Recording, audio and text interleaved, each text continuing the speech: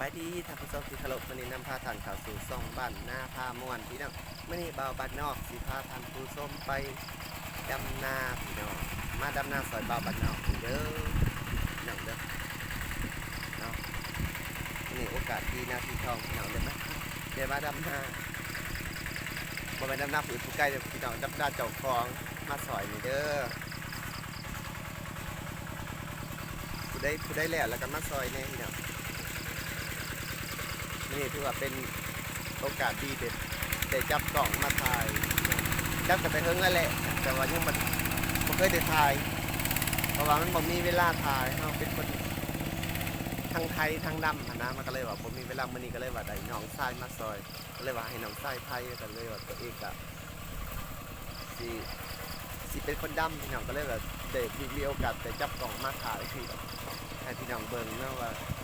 วิธีชีวิตการดำรงชีวิตของบ่าวบ้านนอกเป็นยังไงเนาะเห็ดไห่เห็ดนาพี่น้องคือบ้านคือเมืองเนาะ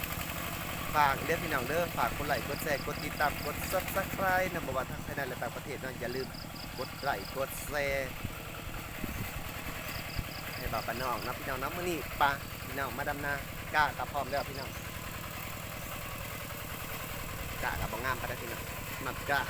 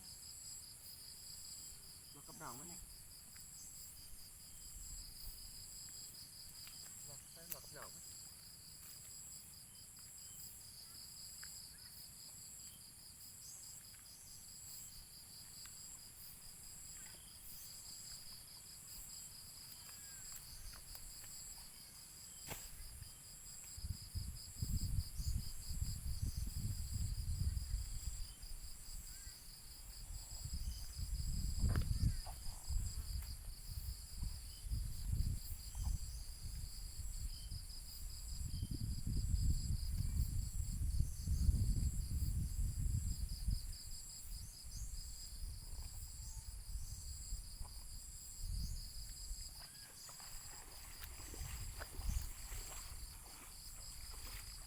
กับน้องไปได้บ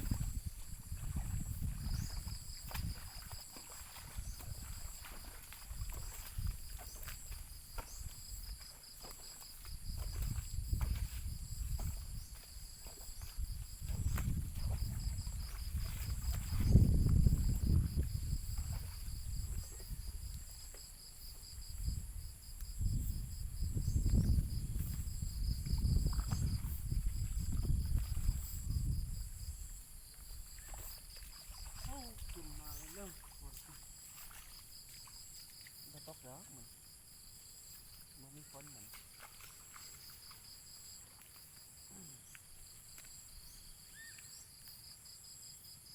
ให้อีเมย์แห้งหยาดแดดอยู่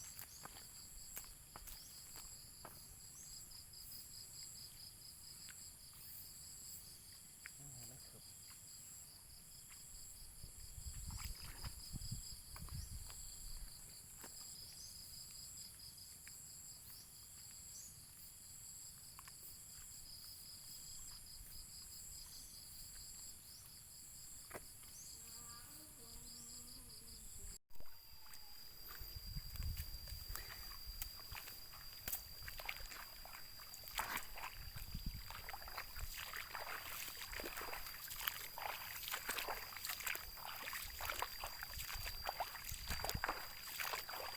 ยังไปกี่ดำนาซาสะ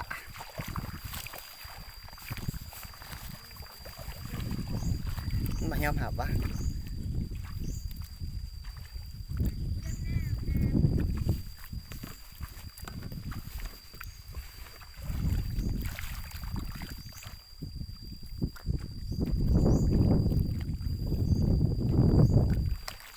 นะแล้วก็ซองกก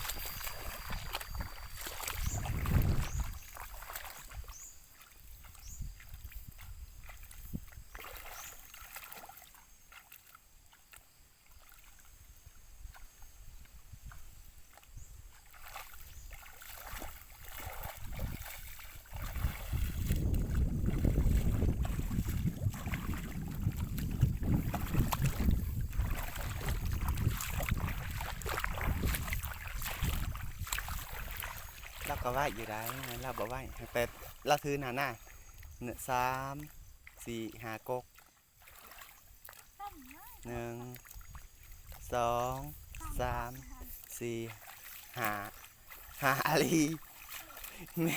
แม่อีหน่อยถือหน้า5 กก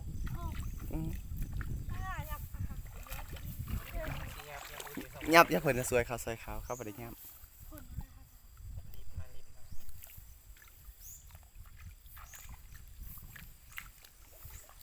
หลักฐานมีเถอะว่า6 กก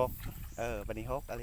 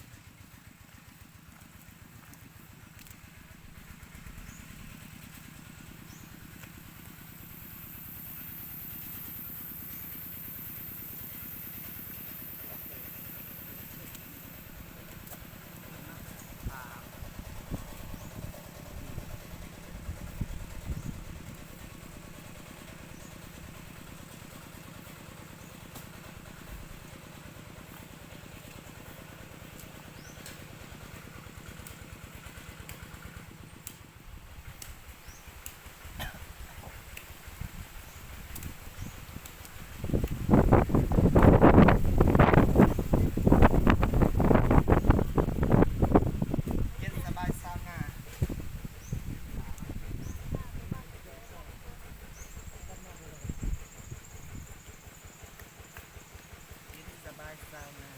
จริงแล้วยังดำเป็นหนาเนาะบัด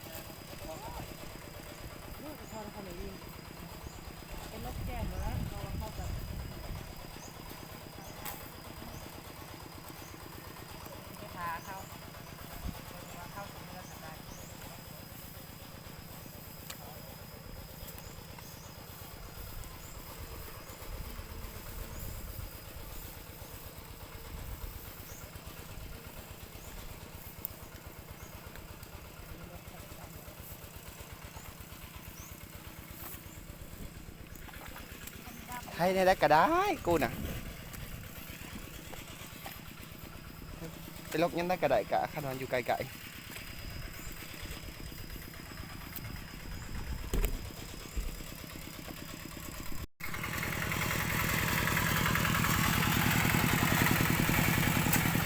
นี่คือสิแสบสิหวาน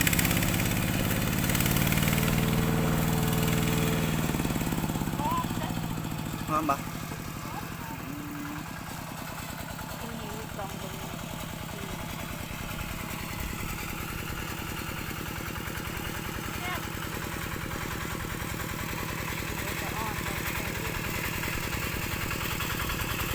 ถ้าจะกินต่อร้อนบ้างหอมบ้าง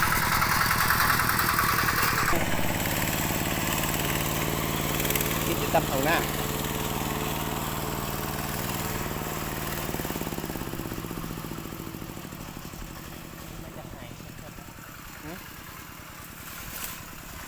เดี๋ยวต้องกินแน่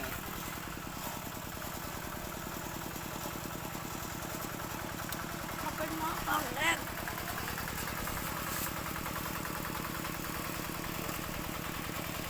เพราะว่าถ้าเกิดจะต้องติดต่อ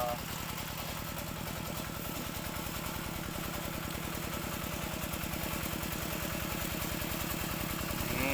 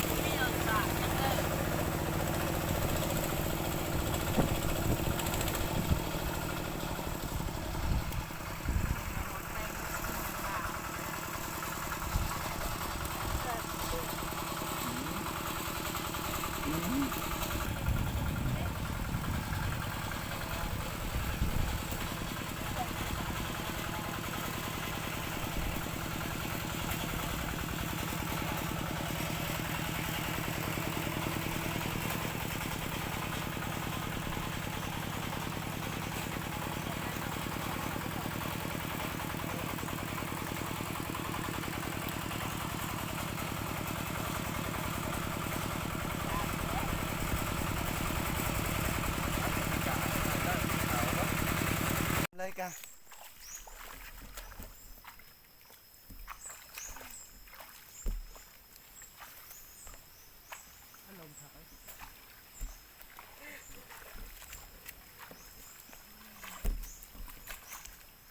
เรียกเข้ากล่องหน้าดำกล่องมึงมันลบหน้าดำ ของแท้ดำพีข้างขั้นคือหมูเผื่อว่าดำผมดำคือหมูดำเอ้ยเด็ดดำเป็นแถว พี่ไม่ทำการโกหกนะเร็ว ดำไก่เนี่ยไว้ ๆกระดาษ เข้าหนูว่าเขามุ้งแดงมันออกมาเลย นี่กระดาษอยู่ตรงนี้นะ ดำเดี๋ยวตามใจไป ดินมะแตง ยอดเสียวเปียกโอ้ยจะไปนั่งง่ายยอดสียอดทรง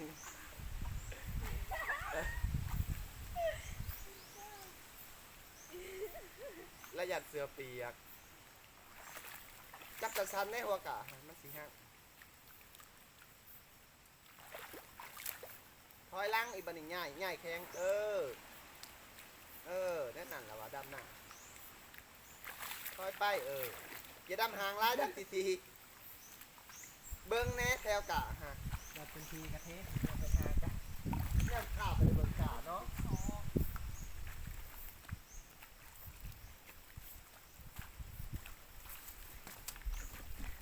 ดำไหมเอาดำเอา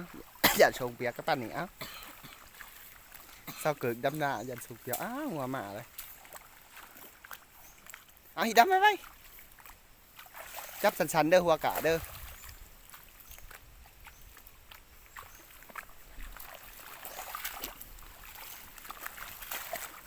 bên theo bên thânคือหมู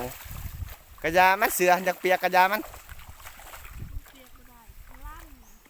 เปียกล้มได้ đâm lợn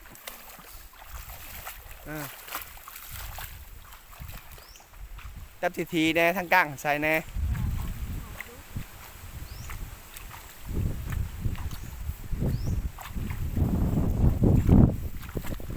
เบิ่งไก่ๆนั่น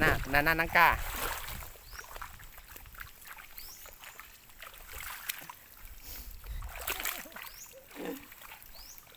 โคนแล้วจงทางรถ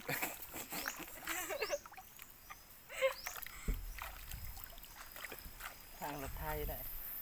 ดับในแม่ทางกลางนี่ห่างๆนี่นี่ประมาณห่างๆดับใช่ไหมดับไปอีกอืม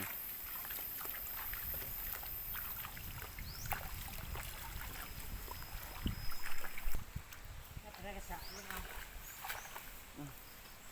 เบิ่งนะ ได้กระสะบ่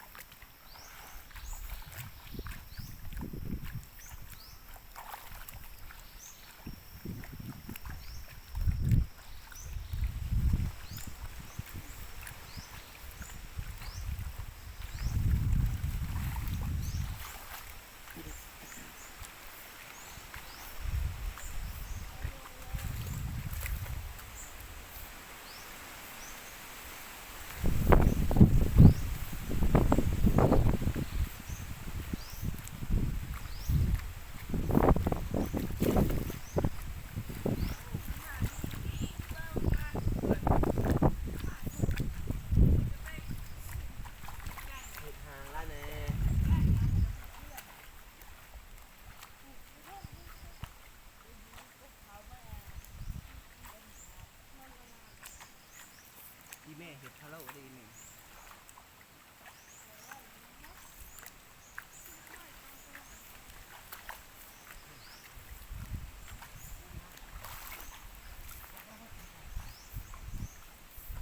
อันบ่ทางล่างกากานุ่มประมาณเห็ดเทียได้กะกาให้อึดแห้งยาก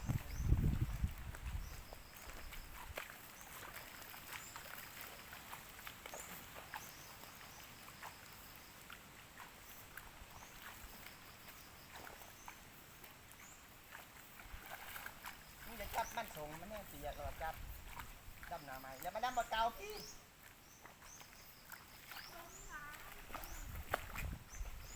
พี่มาดำบอลมึงผิดน้ำมึงผิด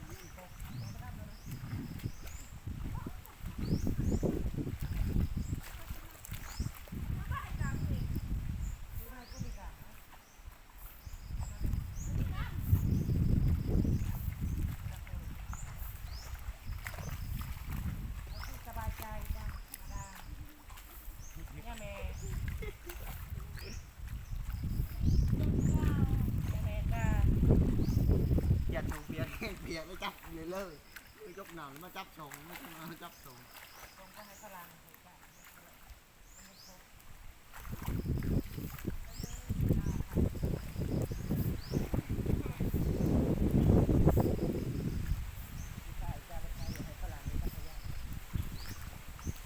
ซิ่งอยู่ใจเงินมากบาท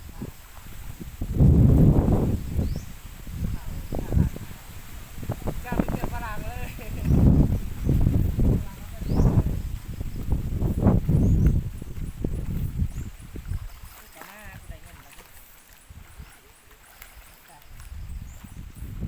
สืบต่อให้ที่สองคือว่าเวลาของเราไก่จะหมดลงแล้วพี่น้องแต่หน้ายังบ่แล้วพี่น้องมื้อนี้เฮา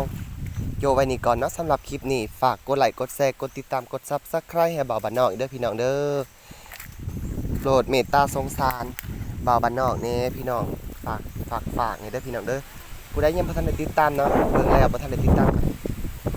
โปรดกดติดตามให้บ่าวบ้านนอกแน่พี่น้องพอเป็นกำลังใจเนาะพอกันใหม่คลิปหน้าบ๊ายบายพี่น้อง